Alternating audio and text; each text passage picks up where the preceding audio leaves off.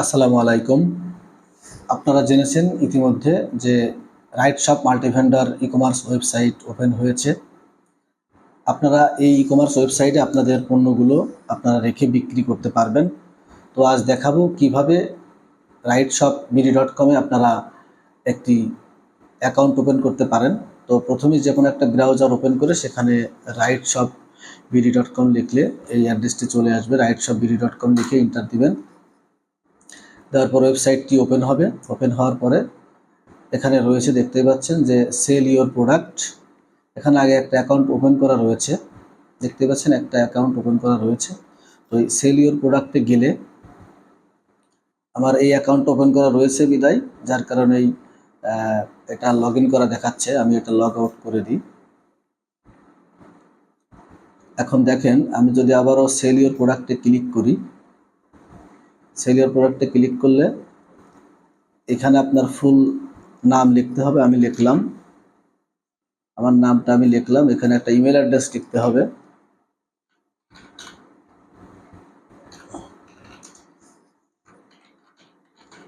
এই ইমেল অ্যাড্রেসটি আপনারা লিখে দিবেন এবং এখানে দেখাচ্ছে যে the email has already been taken, অর্থাৎ এই ইমেল দিয়ে একটা অ্যাকাউন্ট অলরেডি ক্রিয়েট করা হয়েছে। আমি জাস্ট আপনাদের দেখাচ্ছি, পরবর্তীতে আবার আমি ওইটাই আপনাদের এখানে লগ ইন করে দেখাবো। তো দেখতে পাচ্ছেন, এখন আমি আমার ফোন নাম্বারটা দিয়ে দিব। এই সেম ফোন নাম্বারটা আবার নিচে আর জায়গা লাগবে, এই আই এম এ ভেন্ডর দিতে হবে। অর্থাৎ আপনি যেহেতু মাল সেল করবেন, আপনার প্রোডাক্ট সেল করবেন, সুতরাং আপনি তো একটা অ্যাকাউন্ট ওপেন করতেছেন, যার কারণে আই এম এ ভেন্ডরে ক্লিক দিয়ে এখানে আপনার শপের নাম লিখতে হবে। আমি আমার শপের নাম লিখলাম বিক্রয়পুর.com। ফোন নাম্বারটা কপি করে রাখছিলাম, এখানে আবারও দিয়ে দিলাম। এখন দেখুন, এখানে হচ্ছে দিতে হবে হচ্ছে শপ ইউআরএল। তার আগে আমার এখানে পাসওয়ার্ড দিতে হবে। পাসওয়ার্ড আমি আমার ফোন নম্বরটাই দিয়ে দিলাম, কনফার্ম পাসওয়ার্ড। আপনারা অন্য কিছু দিবেন, ফোন নম্বরটা না দেওয়ার চেষ্টা করবেন, অন্য কোনো পাসওয়ার্ড দেওয়ার চেষ্টা করবেন। তো এখানে সব ইউআরএল যখন আমি দিব, তখন সব ইউআরএলে দিব হচ্ছে আমি আমার মূল কোম্পানির যে নামটা আছে সেই নামটা আমি এখানে, বা আমার দোকানের যে নাম আছে বা আমার পেজের যে নাম আছে সেই নামটা আমি এখানে দিয়ে দিব। তো দেখতেই পাচ্ছেন এখানে চলে আসছে।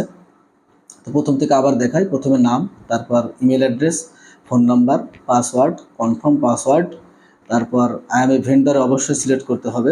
সিলেক্ট করার পর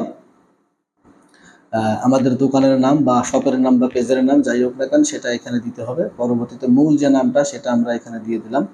আপনি এখানে চাইলে এখানে .com নাও দিতে পারেন, শুধুমাত্র আপনার কোম্পানির নামটা আপনি এখানে শপ নেমটা দিয়ে দিলেন।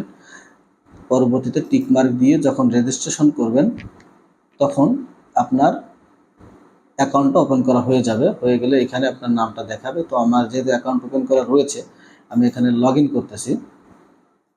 লগ ইন করার জন্য আমি আমার ইমেল অ্যাড্রেস এবং পাসওয়ার্ড দিয়ে আমি লগ ইন করবো। আর JIBAM,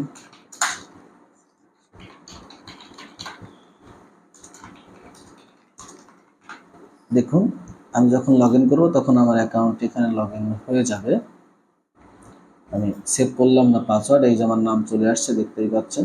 তো এই নামের উপর ক্লিক দিলে তখন আমার কিন্তু মূল ড্যাশবোর্ডটা এখানে ওপেন হলো। আমি এখনও কোনো প্রোডাক্ট পোস্ট করিনি। তো এই যে ভেন্ডর ড্যাশবোর্ড রয়েছে যেটা, এই ভেন্ডর ড্যাশবোর্ডে গেলেই আপনি বিস্তারিত এখানে বুঝতে পারবেন। দেখতেই পাচ্ছেন যে ক্রিয়েট এ নিউ প্রোডাক্ট, এই ক্রিয়েট এ নিউ প্রোডাক্টে ক্লিক দিলে সুন্দর করে আপনি প্রোডাক্ট আপলোড দিতে পারবেন। এখানে প্রোডাক্টের নাম, ডিসক্রিপশন, এগুলো আপনারা বুঝতে পারবেন। অনেক সময় ফেসবুকে পেস্ট করেন, যাদের ওয়েবসাইট রয়েছে তারা তো জানেনই।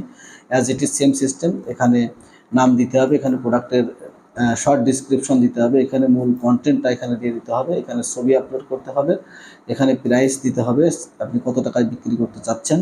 আর যদি ডিসকাউন্ট দিতে চান তাহলে এখানে ডিসকাউন্ট রেটটা দিয়ে দিবেন, অটোমেটিক্যালি কত পার্সেন্ট হচ্ছে এরা দেখিয়ে দিবে। পরবর্তীতে স্টক রয়েছে, স্টকেই থাকবে। আপনার ওয়েট হাইট যেগুলো রয়েছে সেগুলো দিবেন।